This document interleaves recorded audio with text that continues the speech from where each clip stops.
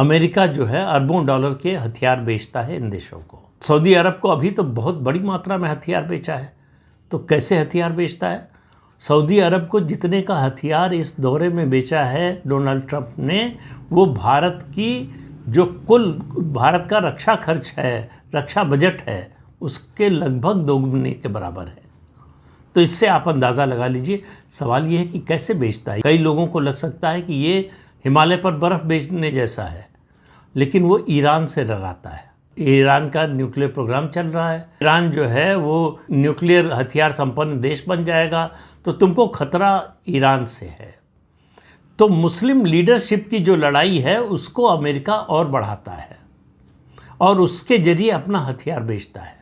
America की economy बहुत कुछ निर्भर है उसका जो डिफेंस प्रोडक्शन का जो सिस्टम है उस पर, हथियारों की खरीद फरोख्त पर।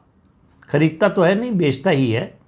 तो युद्ध होगा तो उसको बेचने का मौका मिलेगा। अगर युद्ध ना हो तो युद्ध की आशंका से डराओ, तब हथियार बेचो। तो अमेरिका की दादागिरी पूरी दुनिया मानती है, लेकिन मैं इसकी शुरुआत करूंगा, बहुत इतिहास में पीछे नहीं जाऊंगा, सिर्फ जो अफ़गानिस्तान में हुआ। उस समय जो बाइडेन राष्ट्रपति थे अमेरिका के, अमेरिका की फ़ौजें वहाँ से जिस तरह से भागी हैं, दुनिया के इतिहास में आपको कोई दूसरा उदाहरण शायद नहीं मिलेगा।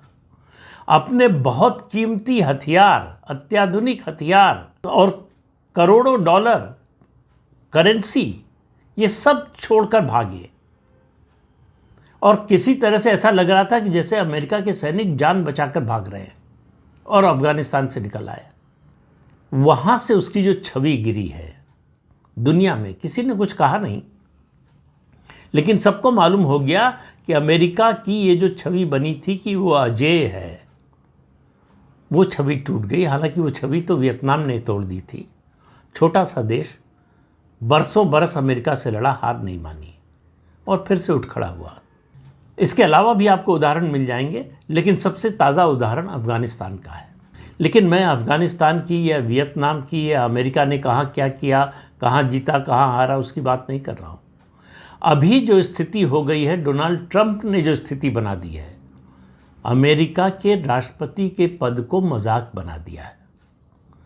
जिस तरह से उन्होंने दावा किया कि भारत पाकिस्तान के बीच में युद्ध उन्होंने रुकवाया, उन्होंने कहा कि मैंने डील कराई, तो पहला झूठ साबित हो गया कि कोई डील नहीं हुई।